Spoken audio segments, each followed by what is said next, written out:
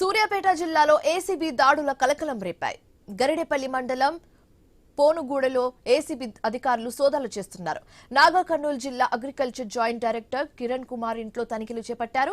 ఆయన ఆదాయానికి మించి ఆస్తులు కూడబెట్టారని అభియోగాలు నమోదయ్యాయి.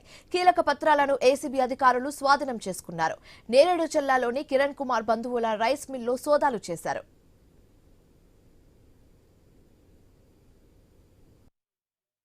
మించిన ఆస్తులు ఉన్నాయని చెప్పేసి Sundari Kiran Kumar assistant director agriculture ప్రస్తుతం కల్వకుర్తిలో నాగర్ కర్నూలు జిల్లాలో పనిచేయుచున్నారు. అట్టి వ్యక్తిపై ఆదాయానికి మించిన ఆస్తుల కేసు నమోదు చేసుకుని ఈరోజు ఉదయం అదుపులోకి తీసుకోవడం జరిగింది. అట్టి వ్యక్తి ఇంట్లో, బంధువుల ఇంట్లో, అత్తమామల ఇంట్లో, అందరి ఇళ్లలో ఈ వెరిఫికేషన్ అనేది, సెర్చెస్ అనేవి నడుస్తూ ఉన్నాయి.